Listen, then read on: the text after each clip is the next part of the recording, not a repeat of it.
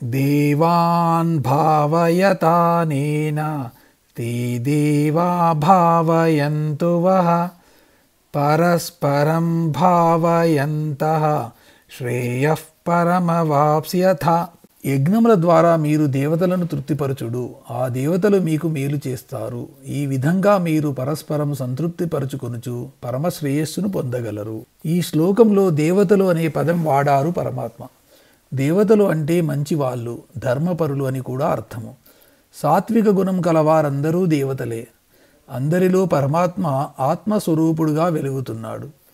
సాత్విక గుణం కల దేవతలలో ఇంకా ప్రకృష్టంగా ప్రకటితమవుతుంటాడు. దేవతలు ఎక్కడో ఉన్నారు అని అనుకుంటే సకల దేవ నమస్కార కేశవం ప్రతిగచ్చతి అని వేదవాక్యము. కాబట్టి మనం ఏ దేవుడిని ఏ దేవతలను ఆరాధించినా అది పరమాత్మను ఆరాధించినట్టే.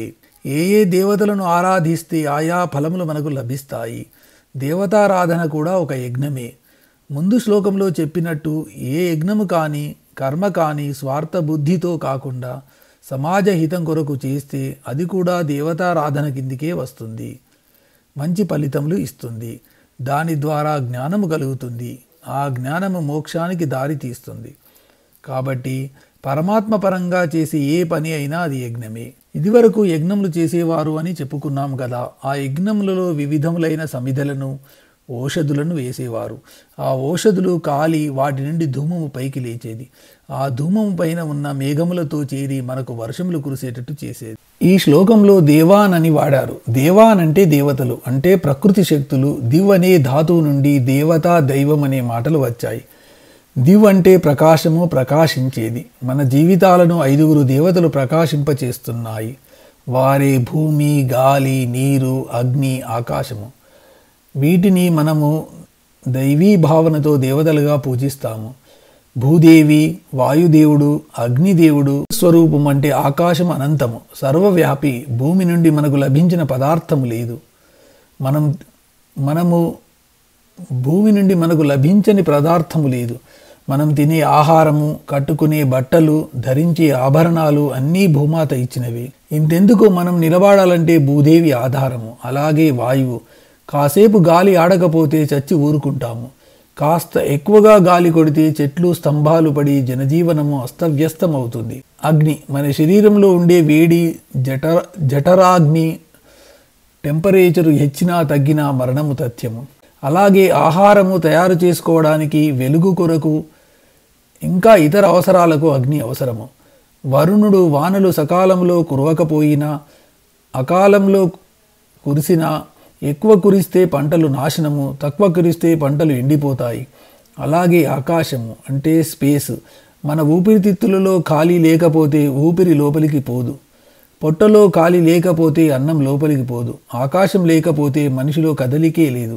కాబట్టి ఈ శక్తులన్నీ తమ తమ శక్తులతో, ప్రకాశంతో మన జీవితాలను సుఖమయం చేస్తున్నాయి. అందుకే మనము ప్రకృతిని దేవతా రూపంలో ఆరాధించమని మనకు శాస్త్రములు ఉపదేశించాయి. దేవాభావయంతు వః అంటే ఆ ప్రకృతి దేవతలు మీకు నిరంతరము మేలు చేస్తాయి. అంటే ఈ ప్రకృతి శక్తులన్నీ మనలను, మన జీవితాలను సక్రమమైన మార్గంలో నడిపిస్తున్నాయి. దానికి మనం ఏమి చేయాలి? మనము కూడా వాటి మీద కృతజ్ఞతాభావంతో వాటిని ఆరాధించాలి. కానీ మనం మాత్రము ప్రకృతి శక్తులను ఆరాధించకపోగా శాయశక్తులా ప్రకృతి శక్తులను హాని చేస్తున్నాము. జలాన్ని, వాయువును కలుషితం చేస్తున్నాము. చెట్లను నరుకుతున్నాము. భూమికి చిల్లులు పొడుస్తున్నాము. ఆకాశం అంతా పొగతో, ధూళితో, కలుషిత పదార్థములతో నింపుతున్నాము. దీని ఫలితంగా వర్షాలు సకాలంలో కురవడం లేదు. భూగర్భ జలాలు ఎండిపోతున్నాయి, ఉన్నా కలుషితం అవుతున్నాయి. కాబట్టి మనం ప్రకృతి దేవతలను ఆరాధించడం నేర్చుకోవాలి. ఎలా అంటే ప్రకృతి శక్తులు ఏ భావనతో మనకు అన్నీ సమకూరుస్తున్నాయో అదే భావన మనము కలిగి ఉండాలి. అంటే ప్రకృతి శక్తులు మనల నుండి ఎటువంటి ప్రత్యుపకారం ఆశించకుండా మనకు ఉపకారం చేస్తున్నాయి. మనకు కావలసిన అన్నీ సమకూరుస్తున్నాయి. మనం కూడా అదే భావనతో ఉండాలి. మనం చేసే కర్మలు అన్నింటినీ సమాజ హితం కొరకు, పరోపకారం కొరకు, ప్రత్యుపకారం ఆశించకుండా ఒక యజ్ఞంలాగా చేయాలి. అదే మనము ప్రకృతి శక్తులను ఆరాధించే విధానము. ఆ ప్రకృతి శక్తులు ఏ భావనతో ఉన్నాయో అదే భావనతో మనం కూడా ఉంటే మనం ప్రకృతి దేవతలను పూజించినట్లే. ప్రకృతి శక్తుల భావన ఏమిటి అని ప్రశ్నించుకుంటే అవి మానవాళికి ప్రతిఫలం కోరకుండా నిరంతరం ఉపకారం చేస్తున్నాయి. వాయుదేవుడు మనకు ప్రాణవాయువు ఇస్తున్నాడు. వరుణదేవుడు వర్షాలు కురిపించి పంటలు పండిస్తున్నాడు, దాహం తీరుస్తున్నాడు. అగ్నిదేవుడు సముద్రము నీటిని ఆవిరిగా మార్చి మనకు వర్షాలు కురిపిస్తున్నాడు. మనం తినడానికి ఆహారము పచనం చేస్తున్నాడు. మనం బతకడానికి శరీరంలో కావలసిన ఉష్ణోగ్రత సమకూరుస్తున్నాడు. భూదేవి మనకు ఖనిజముల రూపంలో సంపదలు ఇస్తూ ఉంది, పంటలు పండిస్తూ ఉంది. మనం నిలబడానికి స్థలం ఇస్తూ ఉంది. ఆకాశం ఇటు మనకు అటు మేఘాలకు ఆవాసం కల్పిస్తూ ఉంది. మన శరీరంలో కూడా ఊపిరితిత్తులలో పొట్టలో ఖాళీ రూపంలో మనం జీవించడానికి దోహదం చేస్తూ ఉంది. కానీ ఈ శక్తులు మన నుండి ఏమీ కోరడం లేదు, కేవలము పరోపకార బుద్ధితో చేస్తున్నాయి. మనం కూడా అదే భావనతో, అంటే పరోపకార బుద్ధితో సమాజానికి హితం కోరే పనులు నిస్వార్థంగా చేస్తే ప్రకృతి దేవతలను ఆరాధించినట్టే. కాబట్టి మనం అందరము పరోపకార బుద్ధిని అలవర్చుకోవాలి. మంచి పనులను యజ్ఞంలాగా చేయాలి. ప్రకృతిని హాని చేయకుండా ఉండాలి. అప్పుడు ప్రకృతి దేవతలు మన కోరికలన్నీ కామధేనువు మాదిరి తీరుస్తాయి. ఇటీవల మేము ప్రకృతిని జయించాము అనే మాట వినిపిస్తూ ఉంది. అది చాలా తప్పు. చిన్న తుఫాను వస్తే, శేషాచలం కొండల్లో నిప్పు అంటుకుంటే, గట్టిగా గాలి వీస్తే, చిన్నపాటి భూకంపం వస్తే, ఓజోను పొరకు చిన్న చిల్లు పడితే మనం తట్టుకోలేము, అల్లలాడిపోతున్నాము. మానవ జీవితము చిన్న భిన్నమవుతుంది. అటువంటి మనము ప్రకృతిని జయించాము అని అనుకోవడం సిగ్గుచేటు. ప్రకృతి దేవతలను ఆరాధించడం పోయి ప్రకృతిని జయించాము అని గొప్పలు చెప్పుకోవడం అవివేకము. ఇష్టాన్ భోగాన్ హి వో దేవాః దాస్యంతే యజ్ఞభావితాః తైర్దత్తాన ప్రదాయేభ్యః యో భుంక్తేస్తేన ఏవ సః.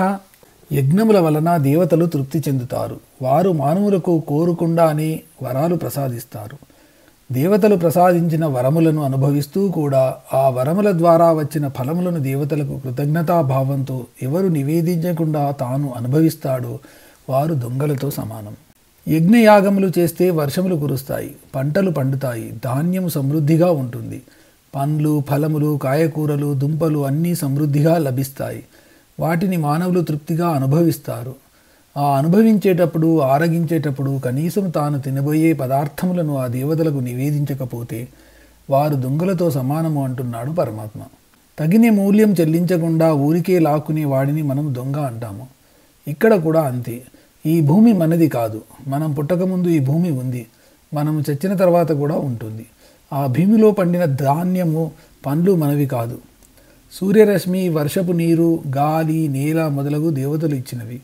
వారు ఇచ్చిన వాటిని వారికి నివేదించడము మానవుని కనీస ధర్మము. కృతజ్ఞతాభావంతో తాను తినబోయే దానిని భగవంతునికి, దేవతలకు నివేదించడమే మనము దేవతలకు చెల్లించే మూల్యము. ఒక్క భగవంతునికే కాదు, సాటి మానవులకు, జంతువులకు, పక్షులకు, చిన్ని చిన్ని కీటకములకు కూడా పెట్టాలి. ఎందుకంటే సకల ప్రాణులలో పరమాత్మ ఆత్మస్వరూపుడుగా ఉన్నాడు కాబట్టి. దానినే భూతదయ అని అంటారు. అన్నం వండుకున్న తర్వాత భగవంతునికి నివేదించడము, అతిథులకు అన్నం పెట్టడము, మనము తినే దాంట్లో ఒక ముద్ద తీసి పక్కన పెట్టడము దీని కిందికే వస్తాయి. కాబట్టి మనకు సమస్త ఐశ్వర్యములను ప్రసాదించిన పరమాత్మకు, ప్రకృతి దేవతలకు కృతజ్ఞత చూపించడం మానవుని కనీస కర్తవ్యం. ఎవరైతే యజ్ఞముల ద్వారా దేవతలను తృప్తిపరుస్తాడో భగవంతుడు అతనికి అంతులేని ఐశ్వర్యములను ప్రసాదిస్తాడు. ఎవరైతే భగవంతుడు ఇచ్చిన దానిని అనుభవిస్తూ తిరిగి దానిని భగవంతునికి నివేదించకుండా తింటాడో వాడు దొంగతో సమానము. మానవులు యజ్ఞములు చేస్తారు, మంచి కర్మలు చేస్తారు. వారికి భగవంతుడు కోరిన కోరికలు ప్రసాదిస్తాడు. అటువంటి మానవుడు భగవంతుని పట్ల కృతజ్ఞతా భావం కలిగి ఉండాలి. భగవంతుడు తనకు ఇచ్చిన దానిని తిరిగి భగవంతునికి నివేదించాలి. భగవంతునికి నివేదించడం అంటే సాటి ప్రాణులకు పెట్టడము, అతిథులకు పెట్టడము, జంతువులకు పెట్టడము, వృక్షములను నీరు పోయడం లాంటివి. ఇవే పంచమహాయజ్ఞములు అని అంటారు. దేవయజ్ఞము, ఋషి యజ్ఞము, పితృయజ్ఞము, భూతయజ్ఞము, మానుష యజ్ఞము. ఇవి చేయని వాడు భగవంతుని సొత్తును దొంగలించిన వాడవుతాడు. ఇక్కడ దొంగ అంటే ఒక వస్తువును ఊరికే తీసుకురావడము, మనకు అన్నము మొదలగు ఆహార పదార్థములు, వర్షములు కురిపించు భూమిని సారవంతము చేసి పంట మొక్కలలో జీవమును నింపి భగవంతుడు ఇస్తున్నాడు. దానికి గాను మనం ఏమి చేయాలి? ఓ భగవాన్, నీ దయ వలన నేను ఆహారం తింటున్నాను అని తాను తినే ఆహారమును పరమాత్మకు సమర్పించి తర్వాత తాను తినాలి. అలాగే పితృదేవతలకు, సాటి మానవులకు, జంతువులకు పెట్టాలి. ఇలా పెట్టకుండా అంతా తానే ఆరగించేవాడు దొంగ. ఈ రోజుల్లో ప్రతిరోజు దేవునికి దీపారాధన చేసి వండిన పదార్థములను దేవునికి నివేదించి కొంత భూతములకు పెట్టి తర్వాత తినేవాళ్ళు ఎంతమంది ఉన్నారు? తాను తినే ముందు పరమాత్మకు నివేదించకుండా తినేవాడు ఎంత విద్వాంసుడైనా, ధనవంతుడైనా, గొప్పవాడైనా, రాజైనా భగవంతుని దృష్టిలో అతడు దొంగతో సమానము. మరి దొంగకు శిక్ష పడాలి కదా. ఈ రోజుల్లో సంభవించే అతివృష్టి, అనావృష్టి, అగ్ని ప్రమాదాలు, భూకంపాలు, తుఫానులు ఇటువంటివి అన్నీ శిక్షలే. కాబట్టి మనకు ఉన్నది ఈశ్వరునికి అర్పించడము, అతిథులకు అన్నం పెట్టడము, పేదవారికి లేనివారికి ఉన్నంతలో సాయం చేయడము, సాటి జంతువులకు ఆహారం పెట్టడము, చెట్లను సంరక్షించడము, ప్రకృతిని ఆరాధించడము, భగవంతుని మీద భక్తి కలిగి ఉండడము, పరోపకార దృష్టి అలవర్చుకోవడము, ఇవన్నీ భగవంతునికి మనం చూపే కృతజ్ఞతాభావము. ఏ దోషమునకైనా నేరానికైనా పరిహారం ఉంటుంది, చివరికి హత్యాపాతకానికి కూడా పరిహారం ఉంటుంది. కానీ కృతజ్ఞుడికి, అంటే చేసిన మేలు మరిచిపోయే వాడికి పరిహారం అంటూ ఏమీ లేదు.